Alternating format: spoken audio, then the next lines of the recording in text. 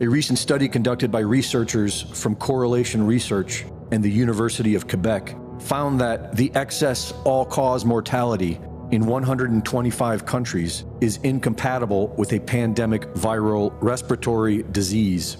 The research shows that the mRNA vaccines caused millions of excess deaths, and COVID caused zero. But the deadly shots are still made available, and the culprits face zero justice. You were the driving force behind Operation Warp Speed, these mRNA vaccines that are the gold standard. Right. Now your health secretary is pulling back all the funding for research. He's saying that the risks outweigh the benefits, which puts him at odds with Research the entire on what? medical community and with you. What is going on? Research on what? Into mRNA vaccines. Well, we're going to look at that. We're talking about it, and they're doing a very good job. And, you know, that is a pass. With Operation Warp Speed was, whether you're Republican or Democrat, considered one of the most incredible things ever done in this country. The efficiency, the way it was done, the distribution, everything about it has been amazing. But, you know, that was now a long time ago, and we're on to other things. But we are speaking about it. We have meetings about it tomorrow at 12 o'clock. And we'll determine. We're looking for other answers to other problems, to other sicknesses and diseases. As RFK Jr. works hard to restore public trust in vaccines, insisting that the most effective way to prevent the spread of measles is the MMR vaccine, President Trump announces the beginning of a police state.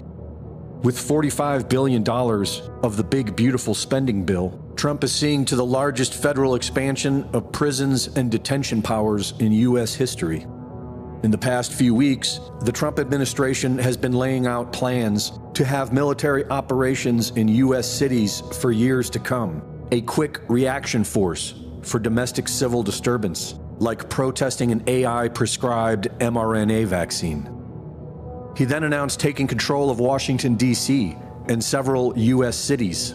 D.C., 41 per 100,000, number one that we can find anywhere in the world. Other cities are pretty bad, but they're not as bad as that. That where you want to live? The reporters of the world? This issue directly impacts the functioning of the federal government and is a threat to America. Really, it's a threat to our country. We have other cities also that are bad, very bad. You look at Chicago, how bad it is. You look at Los Angeles, how bad it is. We have other cities that are very bad. New York has a problem. And then you have, of course, Baltimore and Oakland. We don't even mention that anymore. They're so far gone. We're not going to let it happen. We're not going to lose our cities over this. And this will go further. We're starting very strongly with D.C., and we're going to clean it up real quick, very quickly, as they say. And we're getting rid of the slums, too. We have slums here. We're getting rid of them. I know it's not politically correct. You'll say, oh, so terrible. No, we're getting rid of the slums where they live. The left opens borders, incentivizes homelessness, and lets violent criminals walk. Why? It's to get you to accept more tyranny so that you feel safe. And for many, it's working. The same digital ID surveillance state that many were opposed to just a few years ago is quickly taking shape. Under the National Oceanic and Atmospheric Administration's previous regulations, it was illegal to build a satellite that could identify individual people. But Trump changed that in 2018. Albedo Space is now creating satellites with cameras that can capture images with high detail down to 10 centimeters or 4 inches. They are called VLEO satellites, very low Earth orbit, and are only 100 miles above our heads.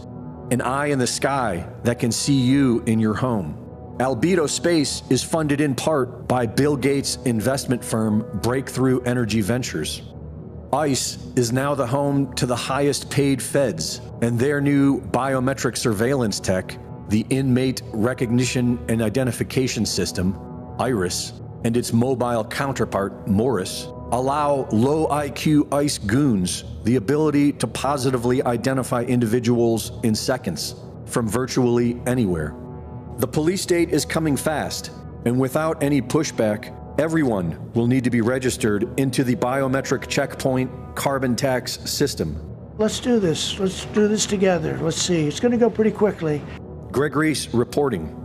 The agentic state is a psychological condition where individuals see themselves as agents executing the wishes of an authority figure. This concept was explored in Stanley Milgram's obedience experiments, where participants administered painful electrical shocks to others under the direction of an authority figure. Volunteers were told they were taking part in scientific research to improve memory. Would you open those and tell me which of you is which, please? Teacher. Where?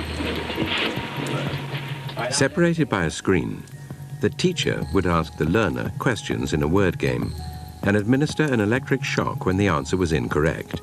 He was told to increase the voltage with each wrong answer. Cloud. Horse. Rock. House. Answer. Wrong. 150 volts. Answer. Horse. Experiment. That's all. Get me out of here.